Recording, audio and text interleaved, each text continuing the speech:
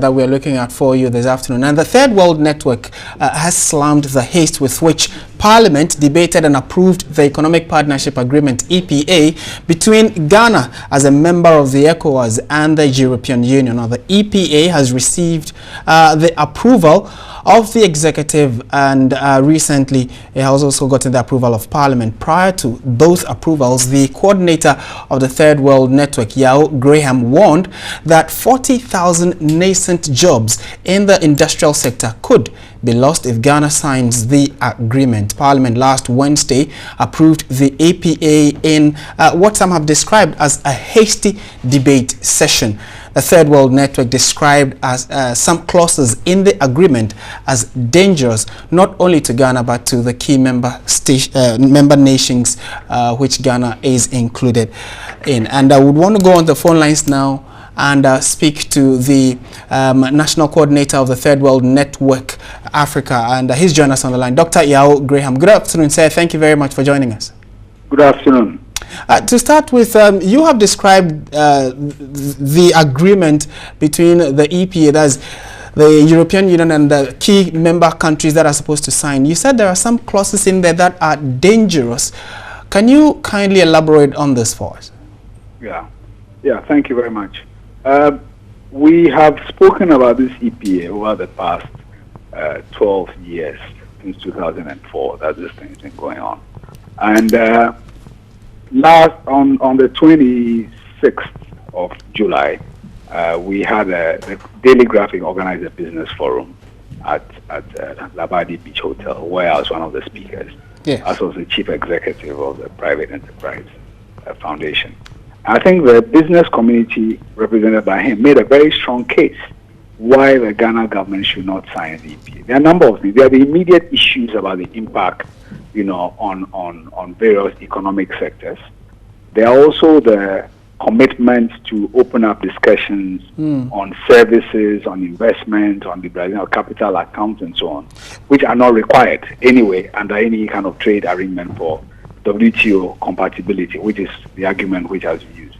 But all these things may sound rather technical and obscure for a lot of people. Right. But what I want to come forward to, which I think people can understand even more clearly, is that in every study that has been done about the EPA, anywhere, it has been shown that there are major negative issues.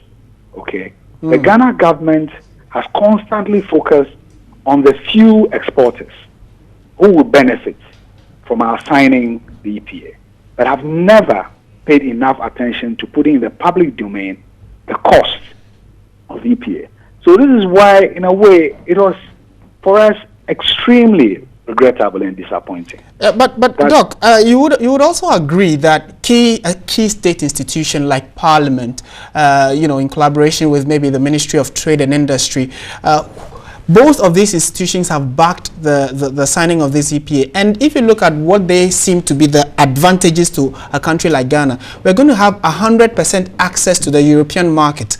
Is that not a good enough reason for us to, assent our signature to it? Well, 100% access means on paper that you can export anything that you want to the European market. But what you actually export depends on what they are producing and also how those things can compete in the European market. So 100% access is a formal access. In practice, the businesses on whose account the government rushed to sign the agreement because they would have been facing, tariffs in the European market, are basically people exporting seafood products, processed cocoa, and some other horticultural products. It is not about people who are producing manufactured goods. It's not about people who are producing pharmaceuticals. So let's not focus on the nominal 100%. Where we are now, what are we actually exporting to the EU? And what are we likely to export? That's a concrete thing. On the other side, what are we actually but Doc, in that same regard, wouldn't that... Can I finish? Okay, briefly, please. So let's discuss the cost benefit from where we are starting, not in the abstract. Okay. Because the abstract cost benefit analysis really doesn't deal with reality. Doc, but wouldn't then that mean that we as a country need to pay more attention to raw material production and things that we can generally export? Clearly, there is market out there for a lot of our produce, but maybe the availability of the product is what we should be focusing on and whip up interest in getting people to produce a lot more.